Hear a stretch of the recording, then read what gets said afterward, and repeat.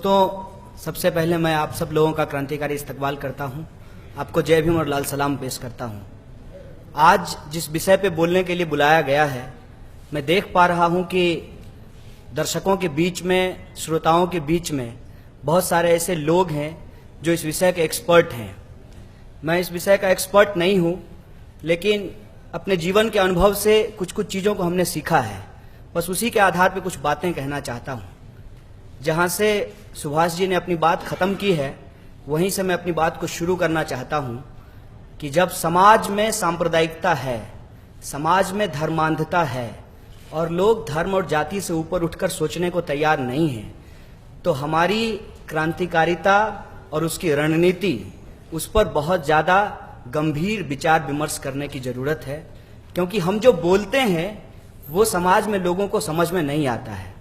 दिक्कत उनकी नहीं है कि उनको समझ में नहीं आता है, दिक्कत हमारी है कि हम उनको समझा नहीं पाते हैं। और मैं एक वाक्य आप लोगों से शेयर करना चाहता हूं।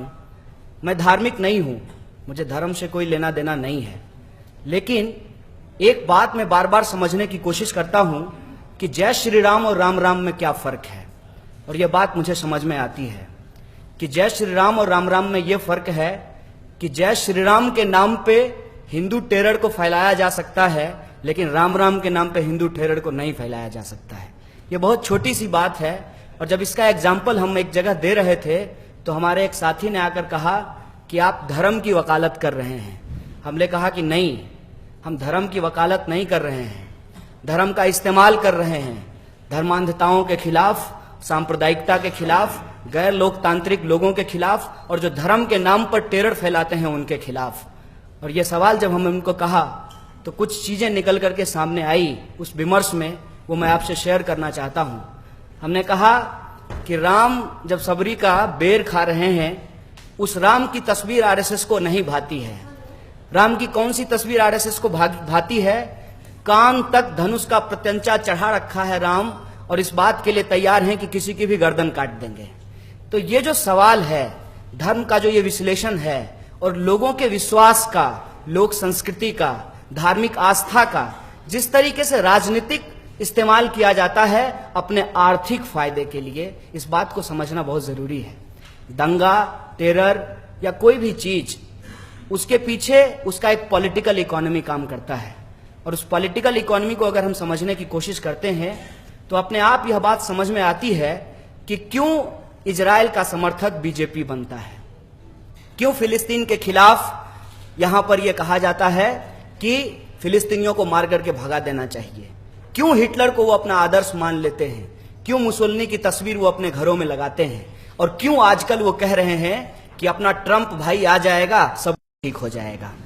इसका मतलब क्या है? इसका मतलब ये है कि जो लोग इस देश के अंदर, दुनिया के अंदर समानता की बात करते हैं, जो लोग कहते हैं कि धर्म लोगों का एक व्यक्तिगत मसला है, इसके आधार पर राजनीति नहीं होनी चाहिए, उन लोगों के खिलाफ जो लोग कहते हैं कि धर्म के आधार पर ही राज्य की स्थापना होनी चाहिए, चाहे वो इस्लामिक स्टेट हो या हिंदू स्टेट हो, उनको दिक्कत होती है। और बड़ी बात मैं आपको कहना चाहता हूं, मार्टिन लूथर किंग ने कहा है कि बुरे लोग इसलिए नहीं चिल्ला रहे हैं क्योंकि वो ताकतवर हैं, बुरे लोग इसलिए चिल्ला रहे हैं क्योंकि अच्छे लोग चुप होकर के बैठे हुए हैं। इसीलिए हमारी चुप्पी को तोड़ने की जरूरत है। और जब हम चुप्पी तोड़ने के लिए तैयार हैं तो फिर समझना पड़ेगा कि हम बोलेंगे क्या। और जब हम बोलेंगे तो हमको लगता है कि जो हमारे ऊपर तोहमत लगती है उससे ही अपनी बात की शुरुआत करनी चाहिए, और कहना चाहिए बहुत जोर जोर से कि आतंकवाद का कोई धर्म नहीं होता, लेकिन आतंकवाद हमेशा धर्म का इस्तेमाल करता है।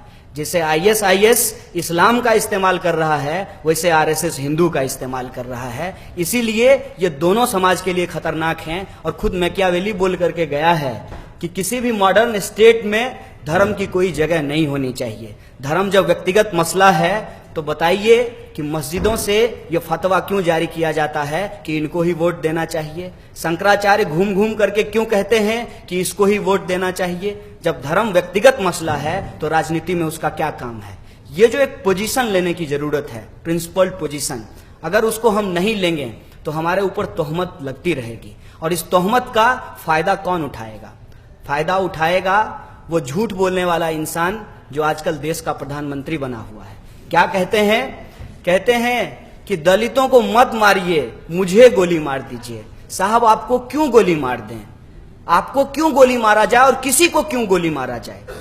जब हम कहते हैं कि हमारे देश में लोकतंत्र है, किसी को गोली नहीं मारा जाएगा और जो मारेगा उसको उठा करके जेल में डाला जाएगा, उसकी मंदिर नहीं बनाई जाएगी।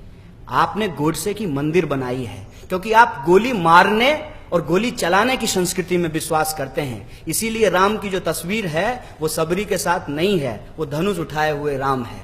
इस बात को हमको समझना पड़ेगा और हिंसा का जो पॉलिटिक्स है, उसकी जो फिलॉसफी है, उसको हमको डीकंस्ट्रक्ट करना पड़ेगा कि कोई भी धर्म इस बात को नहीं कहता कि आप सामने वाले की जान लेकर के अपना आर्थिक और राजनीतिक हित साध लीजिए। ये कोई धर्म नहीं कहता। और हिंदुस्तान के अंदर जो फिलॉसफी है, उसके अंदर जो परंपरा है, वो तो और भी मजेदार है। यहाँ पे बुद्ध और कबीर की परंपरा है, यहाँ चारबाग की परंपरा है। यहाँ अगर ब्राह्मणिक परंपरा है तो उसके खिलाफ श्रामणिक परंपरा भी है। और हमको लगता है कि इस ब्राह्मणिक परंपरा के खिलाफ श्रामणिक परंपरा को हमको जिंदा करना पड़ेगा। ना धार्मिक होते हुए भी धर्म के अंदर जो अच्छी बात है उसको हमको बाहर निकालना पड़ेगा। और जो लोग पोंगापंथी फैलाते हैं समाज में, जो रूढ़िवादिता फैलाते हैं समाज में, उनको मुंहतोड़ जवाब देना पड़ेगा। चाहे वो मौलाना हो जो कुरान का गलत इंटरप्रिटेशन करते हो, उसके खिलाफ भी कुरान पढ़ करके उनको बताएंगे कि आप गलत कुरान की व्याख्या कर रहे हैं। और जो लोग पंडित हैं टीका लगा करके कहते हैं कि धर्म का मतलब ये है, गीता पढ़ करके उनको समझाएंगे कि धर्म का मतलब क्या है। और हमको लगता है कि आज वो समय है जहां हम बार बार इस बात का विचार करें कि किसी की हत्या क्यों नहीं हुई, गांधी की ही हत्या क्यों हुई। इस बात पे हमको बार बार सोचने की जरूरत है। गांधी की हत्या इसलिए हुई कि गांधी को पचा पाना मुश्किल होता है। गांधी को पचा पाना इसलिए मुश्किल होता है क्योंकि गांधी इस देश के अंदर जो लोक संस्कृति रहा है, उस ट्रेडिशन को वो रिवाइव करते हैं। और अगर हम उस लड़ाई को आगे बढ़ा करके देखते हैं, तब हमको लगता है कि गांधी के साथ साथ इस संघर्ष में हमारी अगर सबसे ज्यादा मदद किन्हीं से हो सकती है तो वो बाबा साहब भीमराव अंबेडकर थे, जो बार बार कहते थे कि इस देश की सबसे बड़ी समस्या कास्ट है और कास्ट के चलते जो रिलीजन का जो स्ट्रक्चर है वो बदल जाता है। इसीलिए बाहर के जब आप क्रिश्चियनिटी को देखेंगे तो वहां पे कास्ट का स्ट्रक्चर आपको नहीं मिलेगा, लेकिन जब आप केरल जाएंगे तो वहां पे दो तरह की लाइन चर्च में लगती है। एक तरफ जो अपने आप को सीरियन क्रिश्चियन कहते हैं उनकी लाइन होती है और दूसरी तरफ जो नॉन सीरियन क्रिश्चियन होते हैं उनकी लाइन होती है। हमको लगता है कि इस कास्ट के स्ट्रक्चर का भी इस्तेमाल करके, इसको डिकंस्ट्रक्ट करके भी हम धार्मिक टेरर से बच सकते हैं और लोगों को बता सकते हैं कि जब एक अजलाफ अपनी बेटी की शादी अशरफ से नहीं करेगा, बताओ तुम्हारा धर्म एक कैसे है। जब एक ब्राह्मण अपनी बेटी की शादी दलित से नहीं करेगा और एक दलित अपनी बेटी की शादी ब्राह्मण से नहीं करेगा, तो बताओ तुम्हारा धर्म एक कैसे है। ये धर्म हम लोगों को नहीं जोड़ता है। अगर हम लोगों को कोई चीज जोड़ सकता है तो वो इंसानियत है, और इंसानियत अपने आप में कोई आइसोलेशन में नहीं रहता है। इंसानियत की भी एक बुनियाद होती है और वो बुनियाद हमारे सोशियो पॉलिटिकल, कल्चरल और इकोनॉमिक स्ट्रक्चर से जुड़ा होता है। बार बार मैं इस सवाल को सोचने की कोशिश करता हूं कि अखलाक की हत्या क्यों हुई जबकि वो पेशे से लोहार था। अखलाक की हत्या इसलिए हुई क्योंकि अब हमको लोहार की जरूरत नहीं है। कल को हमारा जो ये उत्पादन का साधन बदल रहा है, हमारे जो संबंध बदल रहे हैं, उसकी वजह से जो डिविसिव फोर्सेस हैं, लोगों को बांट करके उनके ऊपर शासन करना ज्यादा आसान हो गया है। इसीलिए जो आज के समय में टेरर है, उस टेरर के पीछे जो सोशियो इकोनॉमिक जो पॉलिटिकल एनालिसिस है, उसमें हम इस नतीजे पे पहुंचते हैं कि फाइनेंशियल कैपिटलिज्म के क्राइसिस के चलते आज जो उत्पादन के साधन बदले हैं, उस उत्पादन के साधन में लोगों का कंसंट्रेशन एक जगह नहीं है। आप लोग अलग अलग जगह काम करते होंगे, बताइए कि आपके काम करने वाली जगह पे कितने धर्म और कितने जाति के लोग एक साथ रहते हैं। आज मजदूरों का डिसेंट्रलाइजेशन हुआ है। उत्पादन के साधन बदलने के चलते कोई ऐसे जगह नहीं है जहां हजारों मजदूर एक साथ काम करते हैं, जहां वो एक कल्चरल डायलॉग करते हैं, जहां वो एक रिलीजियस डायलॉग करते हैं, जहां से धार्मिक सर्वधर्म संभाव की जो है एक भावना पनपती है। आज वो भावना पनपनी बंद हो गई है। इसीलिए लोगों को बांटना आसान हो गया है। इसीलिए हिंदुओं को ये बता करके तोड़ा जा सकता है कि मुसलमान के चलते बेरोजगारी है, और बेरोजगार मुसलमान को ये कह करके तोड़ा जा सकता है कि इस देश में अब आरएसएस आ गया है तो हम लोगों को ओवैसी के पीछे चल देना चाहिए। हमको लगता है कि ये जो एक्सट्रीमिज्म है, इससे हमको बचने की जरूरत है। और फाइनेंशियल कैपिटलिज्म पे चोट करते हुए जो हमारा बुनियादी सवाल है उस पर हमको आंदोलन को खड़ा करने की जरूरत है, वरना मोदी और ट्रंप में हम ज्यादा फर्क नहीं कर पाएंगे। और वो जो बोल रहा है वो सीधे सीधे अंग्रेजी में बोल रहा है और ये आजकल थोड़ा नाटक करके हिंदी में बोलते हैं। इन्होंने क्या बोला है, कहा है कि बादशाह लोग गाय का इस्तेमाल करते थे जब राजा और बादशाह की लड़ाई होती थी। हमारी नजर में तो राजा और बादशाह में कोई अंतर नहीं है। राजा का अपना कोई धर्म नहीं होता था। राजा का एक ही धर्म था, प्रजा का शोषण करना, चाहे उसका धर्म कुछ भी हो, चाहे वो मंदिर जाता हो या मस्जिद जाता हो।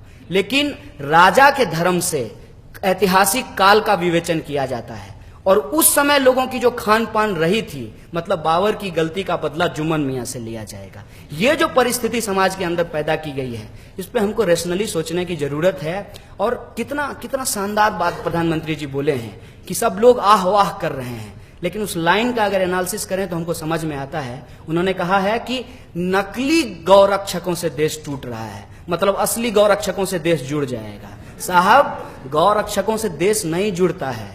बेरोजगारी का समस्या हल करने से, लोगों के अंदर जो गरीबी का सवाल है उसको हल करने से, शिक्षा का सवाल हल करने से, समाज के अंदर जो भ्रष्टाचार है उसको दूर करने से, और जो असमानता है, चाहे वो जाति के आधार पे हो, लिंग के आधार पे हो या धर्म के आधार पे हो, उस असमानता को दूर करने से समाज जुड़ता है। क्योंकि असमानता कभी भी समाज में समरसता नहीं लाती है। और ये आरएसएस बार बार घूम घूम करके कह रही है सामाजिक समरसता। किसी की गर्दन काट करके आप कौन सी समरसता लाएंगे? किसी के बाप को अगर दंगे में मार दिया गया है, उसका बेटा स्वाभाविक रूप से एक फंडामेंटलिज्म की तरफ जाएगा। जब तक आप ये जो लेट जस्टिस है, ये जो डिलेड जस्टिस है, इस प्रॉब्लम को रिजॉल्व नहीं करेंगे, समाज के अंदर शांति स्थापित नहीं हो सकती है। इसीलिए अगर हम समाज में शांति स्थापित करना चाहते हैं और टेरर के खिलाफ अपनी आवाज को बुलंद करना चाहते हैं, लोकतंत्र की बुनियाद को मजबूत करना चाहते हैं, तो हमको लगता है कि कुछ चीजों पे बहुत बेबाक होकर के हमको बोलने की जरूरत है कि मॉडर्न स्टेट में रिलीजन की कोई जगह नहीं है। रिलीजन आपका व्यक्तिगत मसला है। आपको जैसे करना है आप कीजिए, आपको जो खाना है खाइए, आपको जो पहनना है पहनिए, लेकिन लोकतंत्र आपके इशारे पे नहीं चलेगी। लोकतंत्र संविधान के हिसाब से चलेगा, ना मनुस्मृति से चलेगी, ना कोई दूसरी आसमानी किताब से चलेगा। ये बात हमको स्पष्ट तौर पे कहना पड़ेगा।